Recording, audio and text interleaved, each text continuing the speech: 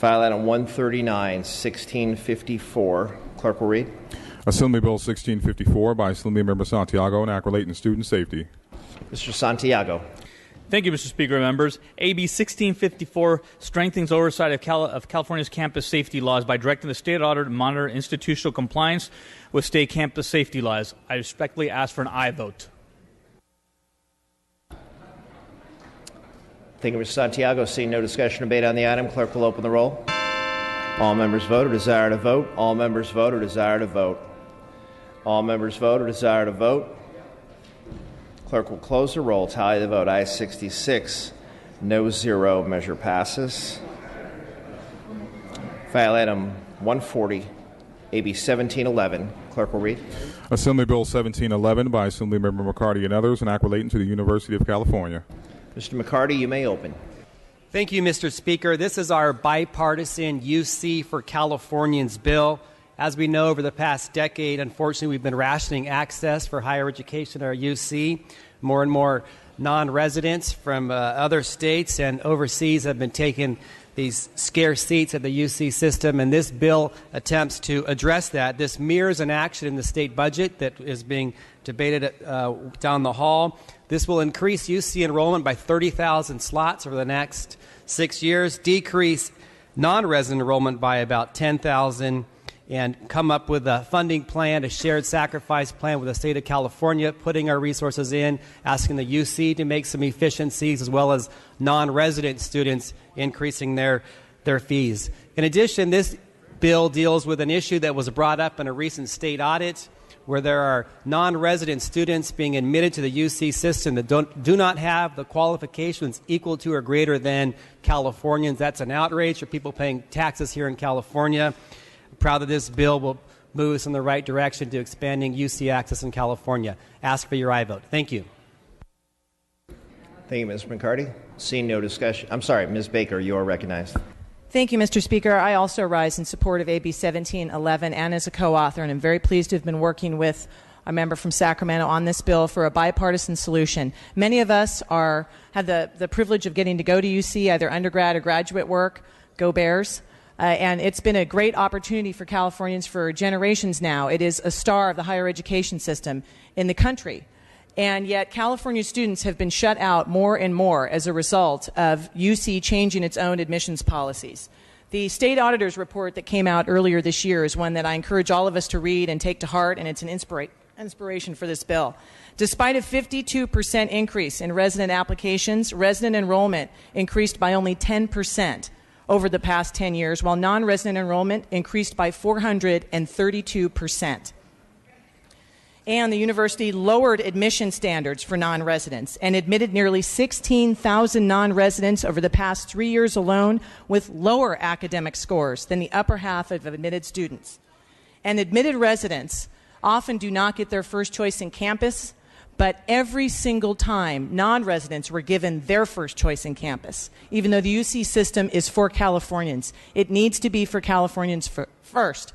The first step in doing this is cap out-of-state resident enrollment. This legislation caps it at 10%. Why 10%? Because in 2010, the University of California did its own internal review and found that 10%, above 10% of non-resident enrollment would start to hurt California students. So we are holding UC to its own number.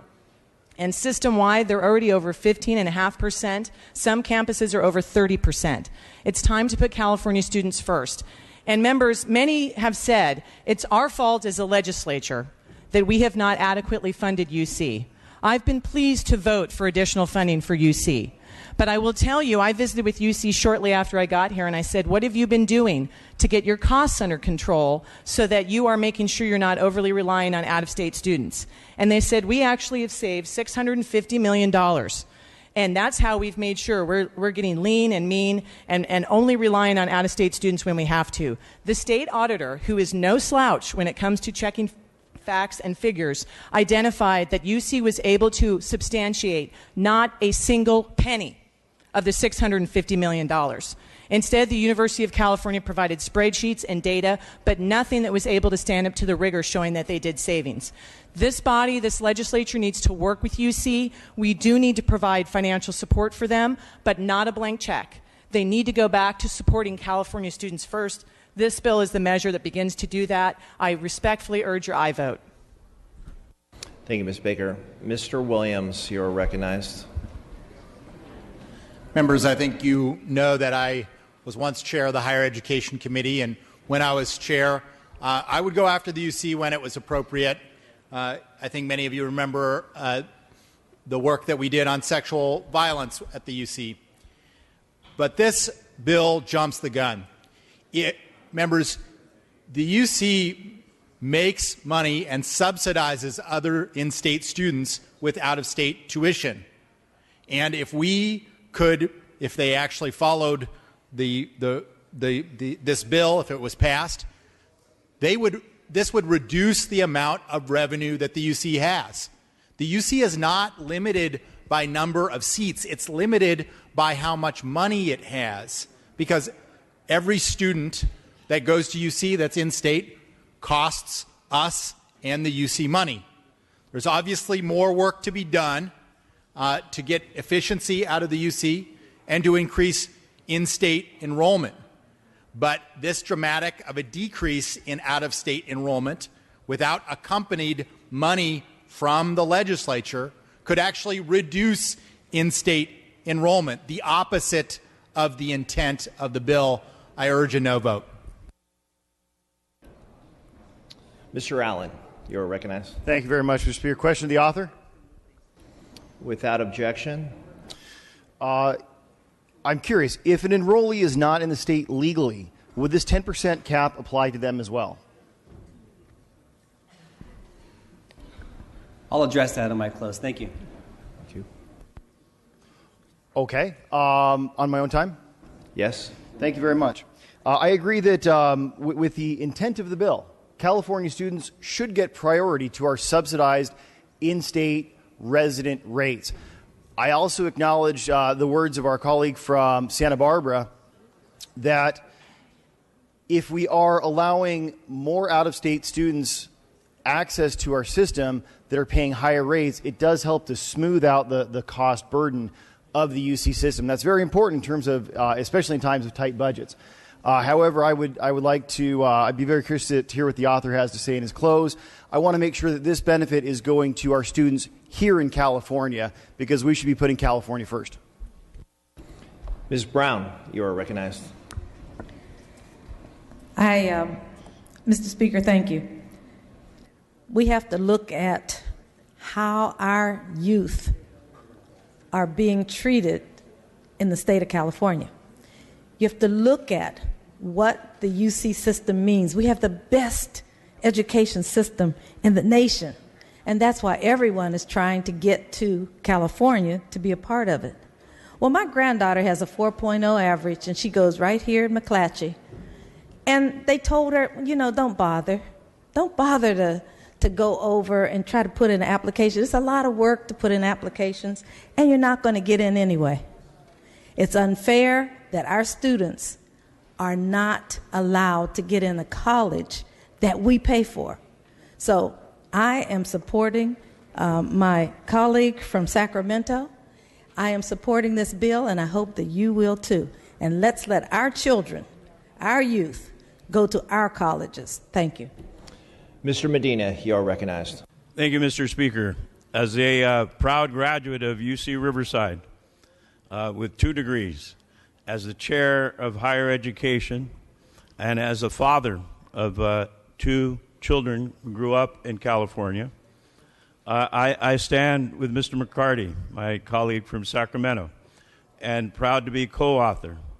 In deference to the former chair of higher education, I applaud his work to fund UC, and don't deny that we could do better and must do better.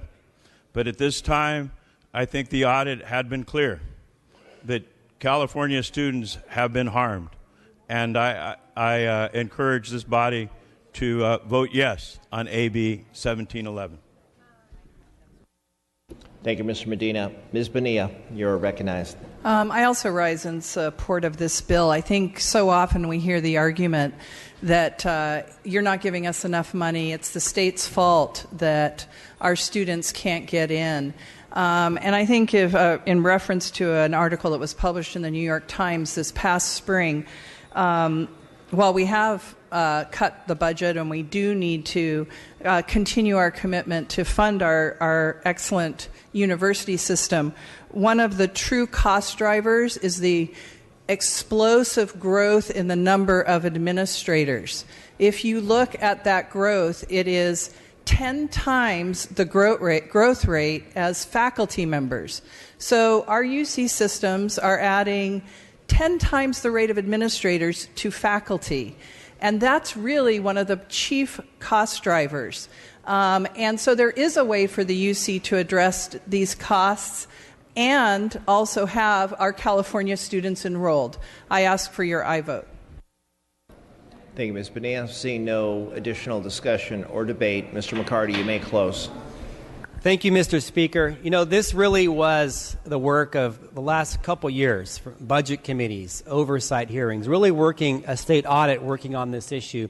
And we really thought long and hard about the issue raised by my colleague from Santa Barbara, because non-resident students do bring a tremendous amount of revenue to the system. But I will note that even as we've given more state money, they've continued to increase. It was 5% 10 years ago. Now it's about 20%. And so we said, we've had enough. And so what we're doing in this system, we're saying we want to decrease non-resident enrollment back down to 10%, but we're actually putting a funding mechanism in place so UC will not lose $1. It's a three-stool approach. The state of California will provide tens of millions of dollars. We're asking the UC to make some efficiency. The auditor pointed out tens of millions of dollars which they could do very easily. Administrators. We had over here at UC Davis, they doubled their PR budget during the recession. We're asking them to come up with $20 million. The state of California is going to quadruple that, and we're asking non-residents to also pay a little bit more so we could increase enrollment for Californians. As far as the issue for non-residents and immigration status, whether you're at immigration status, one way or the not, a non-resident's a non-resident, so they pay the same exact fee regardless of their immigration status. Resident Californians pay, of course, a lower fee, so that really is not an issue going forward. Certainly ask for your aye vote. Thank you. With that, clerk will open the roll. All members vote or desire to vote. All members vote or desire to vote. All members vote who desire to vote. Clerk will close the roll, tally the vote. Ayes 61, no 0. Measure passes. We've dispensed with file item 141. We're moving to file item 142, AB 1730. Clerk will read. Assembly Bill 1730 by Assemblymember Atkins and others, and Act relating to human trafficking. Madam Speaker Emeritus, you may open. Thank you, Mr. Speaker. AB 1730 creates a pilot program to provide temporary housing and trauma-informed mental health services to child sex trafficking victims. California has seen an alarming increase in the trafficking of children. We must do everything we can to combat the exploitation of children, particularly as it pertains to child sex trafficking. The intent of AB 1730's pilot program is to provide local judges and law enforcement with another strategy or tool to ensure the safety of a child victim without having to send that child to juvenile hall just to keep them safe. They can't just flip a switch and go back to being normal kids right after this trauma. They need our help. I would ask for your aye vote on 1730. Thank you, Madam Speaker Emeritus. With that, seeing no discussion on the item, clerk will open the roll. All members vote or desire to vote. All members vote or desire to vote. All members vote who desire to vote.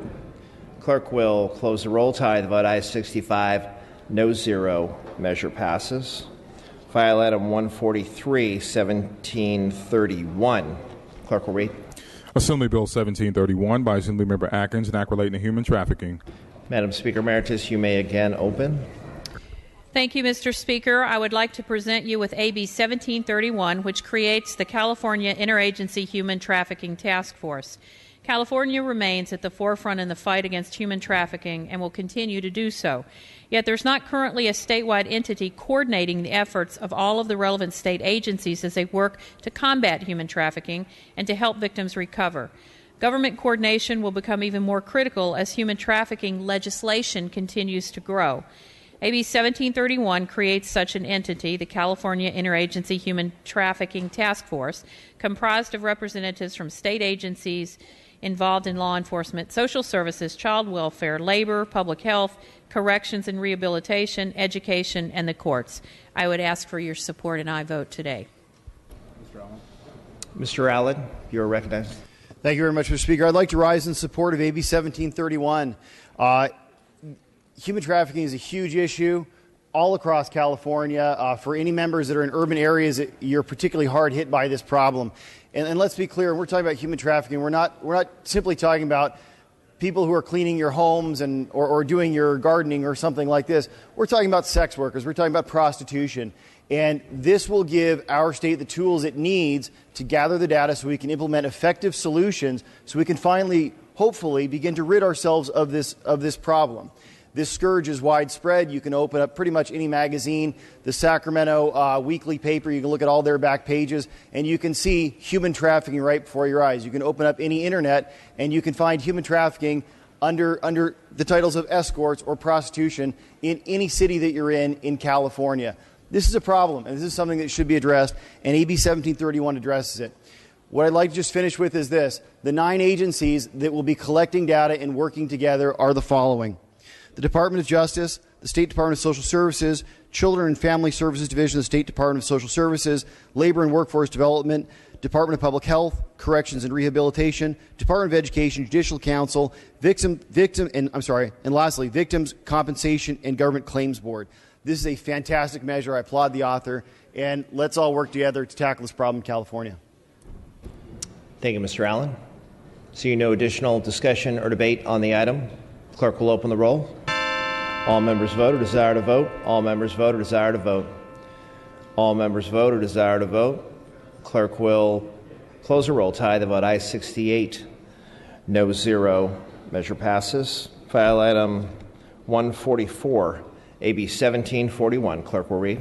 Assembly Bill 1741 by Assemblymember Rodriguez and others, and act relating to community colleges. Mr. Rodriguez.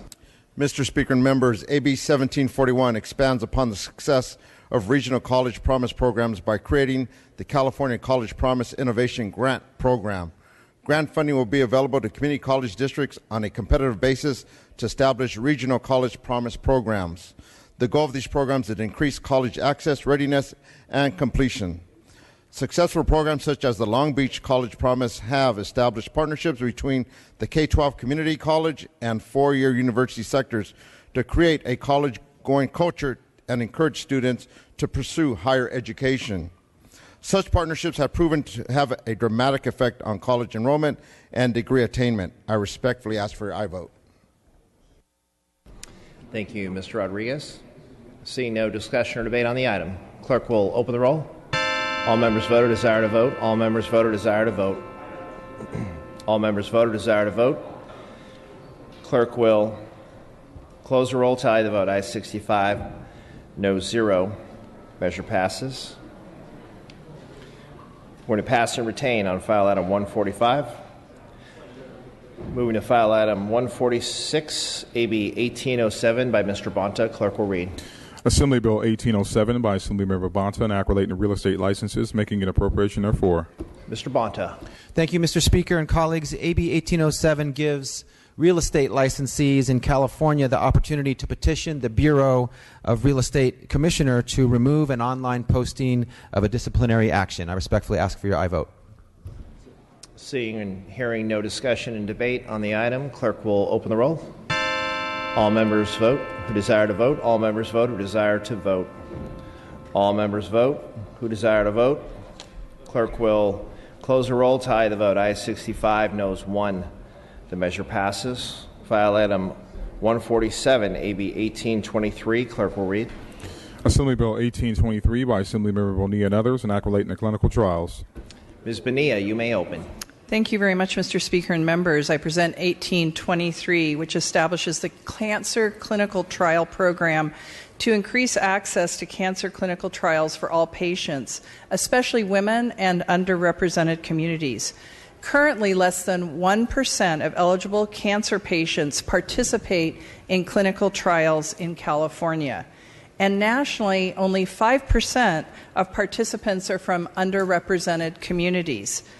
Low participation rates impact researchers' ability to develop and evaluate effective treatments for the varying genetic makeup of women, men, and diverse racial and ethnic groups.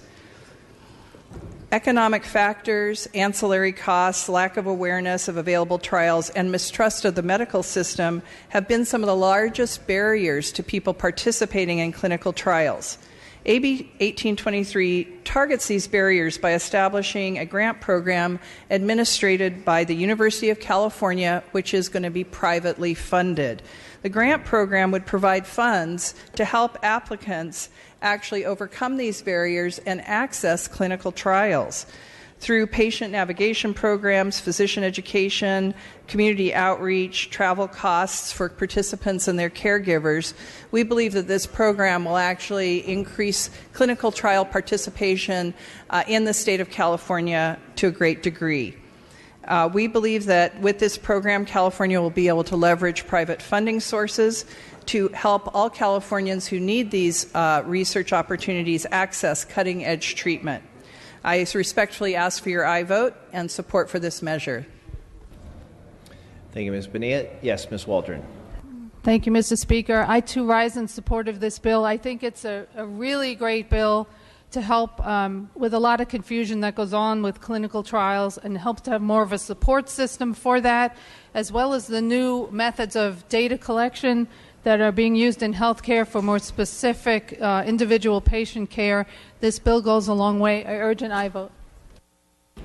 Thank you, Ms. Waldron. Seeing no additional discussion or debate, clerk will open the roll. All members vote or desire to vote. All members vote or desire to vote. All members vote or desire to vote. Clerk will close the roll, tally the vote. Ayes 63, noes 1. The measure passes. File item 149 is AB 1844. Clerk will read. Assembly Bill 1844 by Assemblymember Gallagher and others, and Aquitaine Fish and Wildlife. Mr. Gallagher. Thank you, Mr. Speaker. I'm pleased to present AB 1844, which will discount fishing and hunting licenses for California veterans. AB 1844 recognizes the sacrifices of California's servicemen and women by discounting lifetime hunting and fishing licenses by 25% for all honorably discharged California veterans. This bill comes to the floor with substantial amendments out of appropriations to control the potential costs to Department of Fish and Wildlife. This bill coincides with a marked decrease in sport fishing participation. Fishing licenses issued have decreased by more than 55% between 1980 and 2014, while the state's population has increased by nearly 60%. There clearly needs to be more incentives to get Californians back into the outdoors and to encourage participation in a vital California industry and pastime. This bill ultimately assists in welcoming our veterans home by extending them more access to these rehabilitative activities, and I respectfully ask for your aye vote. Thank you, Ms. Gallagher. Seeing no discussion on the item, clerk will open the roll. All members vote or desire to vote. All members vote or desire to vote. All members vote who desire to vote. Clerk will close the roll, tally the vote. Ayes 60, noes 2. Measure passes.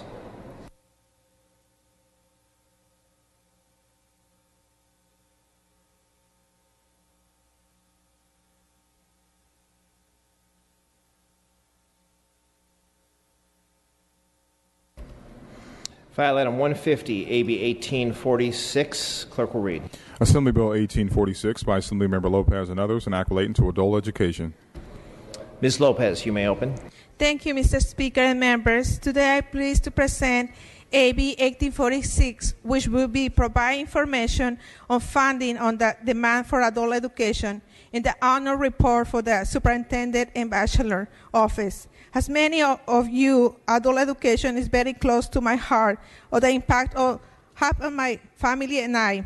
Although As an adult learner, I have been available to learn English and advocate for my children and more engaged in my community. AB 1846 will highlight the need for adult education in California, which is in high demand. Today, I ask for you, I vote for all the concurrent and future adult learners for our state to the many continue to pursue the American dream. I respectfully ask for you, I vote. Thank you, Ms. Lopez. Seeing no discussion or debate on the item, clerk will open the roll. All members vote or desire to vote. All members vote or desire to vote. All members vote or desire to vote. Clerk will close the roll, tally the vote. Ayes 61, no 0. Measure passes. File item 151, AB 1858. Clerk will read. Assembly Bill 1858 by Assemblymember Santiago, enaculating the vehicle dismantling. Mr. Santiago. Thank you, Mr. Speaker. Members, AB 1858 would establish a task force addressing the growing problem of unregulated auto dismantling in California. This bill is co-sponsored by the Board of Equalization, the State California Auto Dismantlers Association, and has no opposition. I respectfully ask for an aye vote. Seeing no discussion on the item, clerk will open the roll. All members vote or desire to vote. All members vote or desire to vote. All members vote or desire to vote. Clerk will close the roll, tally the vote. Ayes 60, no 0. Measure passes. File item 152, AB 1863. Clerk will read. Assembly Bill 1863 by Assemblymember Wood, enaculating the Medi-Cal. Dr. Wood, you may open. Thank you, Mr. Speaker and members. AB 1863 adds marriage and family therapists to the list of health care providers that qualify for a face-to-face encounter with a patient at a federally qualified health center or a rural health center for purposes of a per-visit Medi-Cal payment under the prospective payment system. Marriage and family therapists are recognized Medi-Cal providers, and they're able to provide care in county health plans, Medi-Cal managed care plans, and as a Medi-Cal fee-for-service provider. This bill will bring parity throughout the Medi-Cal delivery system by allowing reimbursement to clinics for their visits. Behavioral health and substance... Wow. Okay. Behavioral health and substance abuse services are part of the essential health care benefits under the ACA. The inclusions of these services under ACA dramatically expanded coverage for millions of Californians. There are approximately 600 FQHCs and 350 rural health clinics in California. They are largely non-for-profit community clinics. But because they are safety net providers and make their services available regardless of a patient's ability to pay, their survival depends heavily upon the stability and adequacy of Medi-Cal. In my district in rural Northern California, clinics are not just a safety net. They provide a significant proportion of the primary care received by many of my constituents. 50% of the care for medical care in my district comes from federally qualified health centers. Within a primary care setting, research indicates that up to 26% of patients have some mental health disorder. There is clearly a need for these services in clinics both in my district and throughout the state. I respectfully ask for your aye vote. Thank you, Dr. Wood. Seeing no discussion or debate on the item, clerk will open the roll. All members vote or desire to vote. All members vote or desire to vote. All members vote or desire to vote. Clerk will close the roll, tally the vote. Ayes 66, no 0. Measure passes. We're going to pass temporarily on file item 153. We're moving to file item 154, AB 1907. Clerk will read. Assembly Bill 1907 by Assemblymember Daley and others, enaculating the district agricultural districts. Mr. Daley. Thank you, Mr. Speaker. This bill removes provisions in state law authorizing the Department of General Services to sell the Orange County Fair and Event Center property. The bill does not add any language to current code sections, nor does it affect the potential sale of any other state-owned property. Since 2011, the Orange County Fairgrounds has been self-sustaining, operating at no cost to taxpayers. The county fair alone, of all the other events on the property, has more than 1.3 million visitors a year and creates the equivalent of over 2,000 jobs. This bill will ensure that the Orange County Fairgrounds property remains the local public treasure that it has been for years. The bill has received no opposing votes, and it is co-authored by a bipartisan group of Assembly members and senators from Orange County. I respectfully request an aye vote. Mr. Harper, you are recognized. Thank you very much, Mr. Speaker. This is not a district bill, even though it's implied by the author. I'm the Assembly representative for the entire city of Costa Mesa, of which this facility is entirely located within. This bill was introduced without input from myself, nor the state senator from Costa Mesa as well. AB 1907 specifically targets state-owned fairgrounds that are entirely located within the city of Costa Mesa. This bill does not have the support from the local city council with any resolution, nor from the Board of Supervisors of the County of Orange.